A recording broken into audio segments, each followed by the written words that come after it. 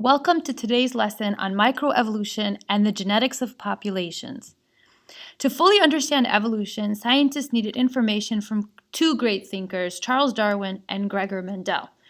Charles Darwin came up with the idea of evolution and how natural selection is behind it, and Gregor Mendel allowed us to see how genetics works and how traits are passed on from generation to generation. We now know that evolution is due to changes in the alleles in a population over time. As far as the scale of evolution is concerned, we're going to look at microevolution, micro being small, and macroevolution, macro meaning large.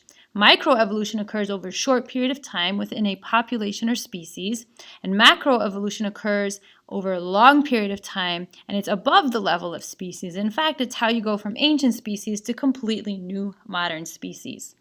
Our first example, microevolution, we already looked at with the example of these moths. Originally, trees had this light-colored bark, and moth populations were mostly this light color for obvious reasons. It allowed them to blend with their surroundings better, which allowed them to avoid predators. So populations were mostly white in color. After the Industrial Revolution happened, trees were coated with this dark soot.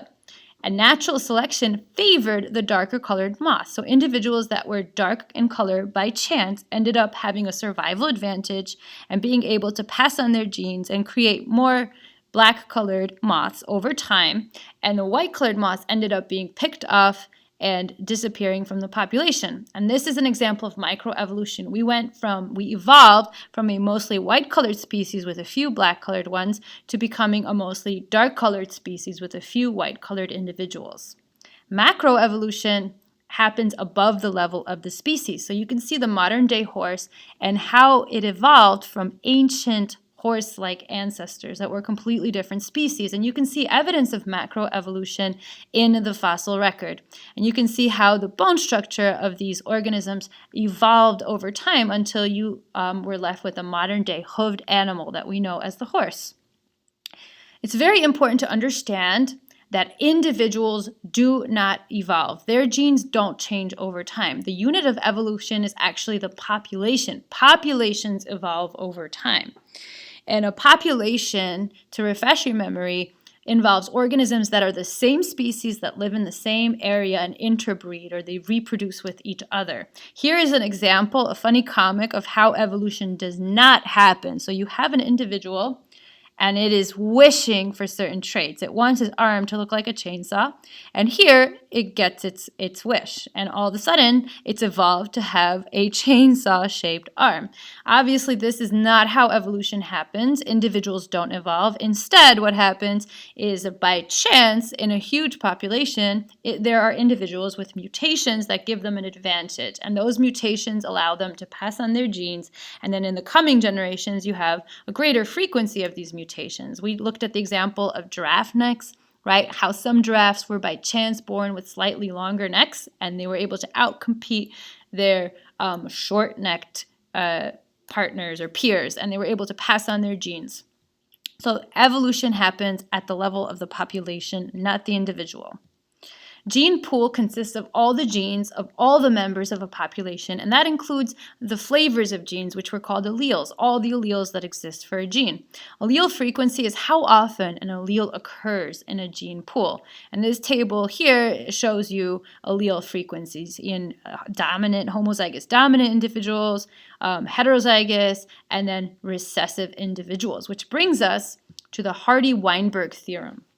For a population to evolve, the allele frequencies have to change over time. So whether that is an allele for, let's say, the ability to digest lactose, right? For evolution to take place, that allele frequency has to change over time, which we know actually happened in the time of the caveman, right?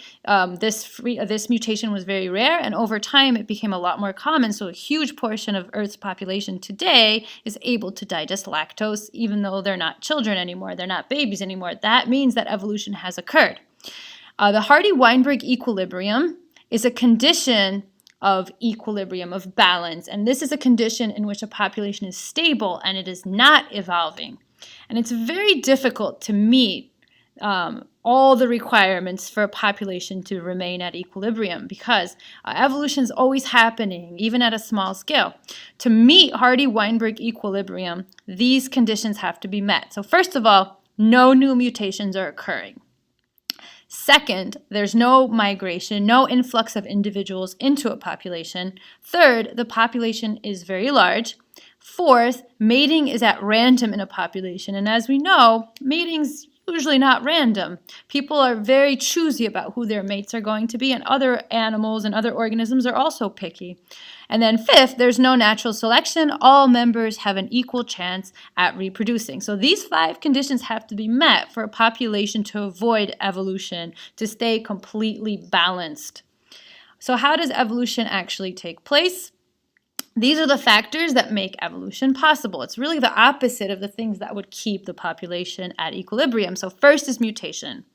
Mutations introduce new genetic variations into a gene pool, and this is how new alleles first arise. So at some point, an individual was born by mistake, by accident, with blue eyes. That was a mutation, and it was a mutation that spread throughout the population, so that if you see a person with blue eyes today, you don't think it's super strange because it's a lot more common today. Second is gene flow. Gene flow occurs when individuals move into or out of a population. An example with humans of gene flow happened during the Vietnam War. Many American servicemen had children with Vietnamese women, and they left copies of their genes behind in their offspring. This affected the gene pool in Vietnam. And here's a picture later on. Many of the sons and daughters of the Vietnam conflict went and sought out and met up with their fathers and became reunited with them. Here is an example of a new mutation occurring that affected the gene pool. This is Queen Victoria, and it is hypothesized that probably one of her parents had a mutation that caused hemophilia, and then that mutation was spread throughout her descendants and changed the gene pool of her community permanently. Okay, genetic drift is a random change in allele frequencies, and it occurs in a small population. Whenever a population is small, strange traits start to show up. Okay, when a small number of parents produce few offspring, allele frequencies in the offspring may differ by chance from allele frequencies in the parents. So that's why one of the rules for the Hardy-Weinberg equilibrium was to have a really large population. Small populations can have funny things happen, and one of those funny things is called the bottleneck effect. This is when a population suddenly gets really small. By chance, the survivors may be different from the original population. Founder effect occurs when a few individuals start or found a new population, and by chance, allele frequencies of the founders may be different from the original population. Here is the example of the bottleneck example. So you have this community, this population, rather, of these bugs. Some are yellow, some are red. And what happened is something happened. Maybe there was like a drought, or maybe there's a predator that came, or some kind of disease, and a bunch of them died. And it was random which ones died. And these 2 were left. And these 2 repopulated their area until you had this new population. Evolution, microevolution, has occurred. This population is different from the new population.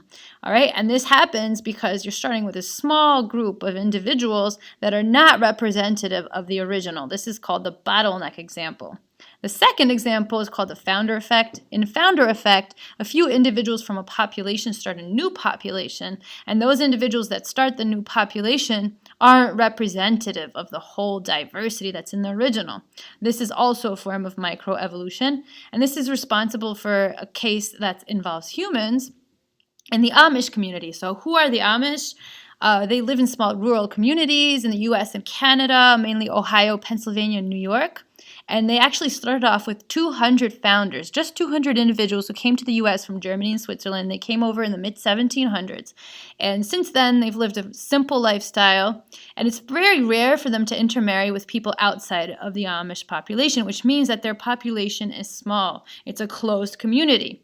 And because of this, certain traits that would probably not be expressed in the large population of the United States are expressed a whole lot in the Amish community. And one of those conditions is a disease called Ellis von Creveld syndrome, which is a devastating disease. It results in dwarfism and polydactyly, so extra fingers, extra toes. So the Amish population has far more cases of this syndrome due to over any other population in the world, and this is because of the founder effect and the fact that their population size is small and not representative of the overall population in the United States.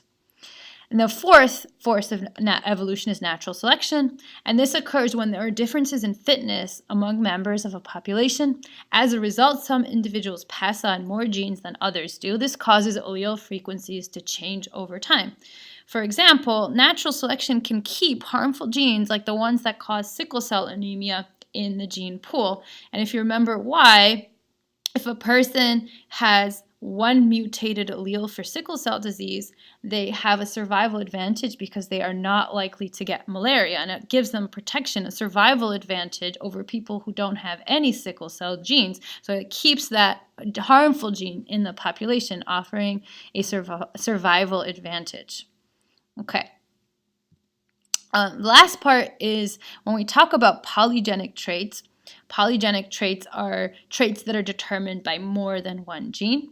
And there are different types of selections for polygenic trait. The first is called stabilizing selection. In stabilizing selection, phenotypes at both extremes of a distribution are selected against, which narrows the range of variation. So for example, human birth weights all fall in a very narrow range. So if you ask a couple who just had a kid what their child weighed at birth, they're going to probably say 7 pounds, 8 pounds, maybe 9 pounds, maybe 6 pounds. They're not going to say 40 pounds, and they're not going to say 0 pounds probably, or 0.2 pounds, because human birth weight is actually in a very narrow range.